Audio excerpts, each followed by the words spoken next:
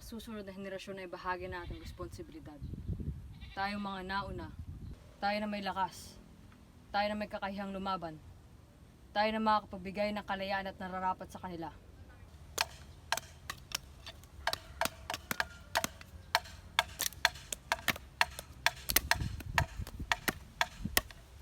Malaki ang tiwala ko sa iyo, Andres. Bilang ama ng ating katipunan, ipapaubaya ko sa iyo ang desisyon na gawin mo kung ang sa tingin mo ay nararapat.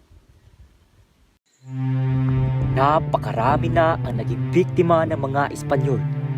At mas marami pa ang mamamatay pag hindi natin mapigilan ang kanilang pang-aapi. Sa labanang ito, isusuong natin ang ating mga buhay sa panganib. Ilang araw mula ngayon, Sa gabi ng 29, sisimulan na natin ang revolusyon. Ilabas nyo ang inyong mga sidula.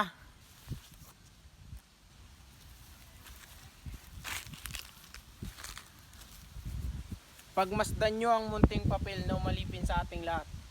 Katipunan, kailangan na nating wakasan ang ilang daang taong pananakop ng Espanya.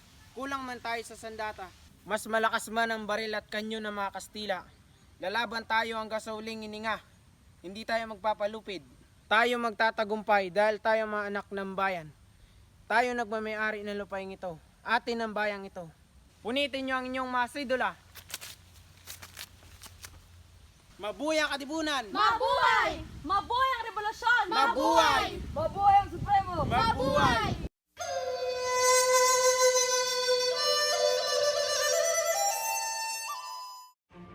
Tingna ang araw ng tunay na mga anak ng bayan. Laban! Katipunan!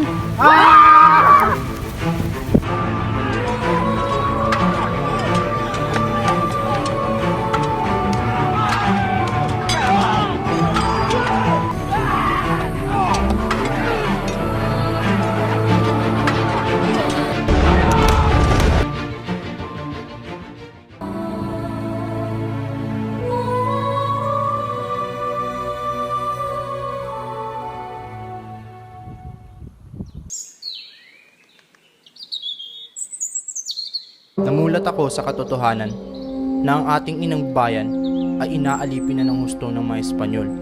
Kaya nagdesisyon ako na gumawa ng himagsikan laban sa mga Espanyol.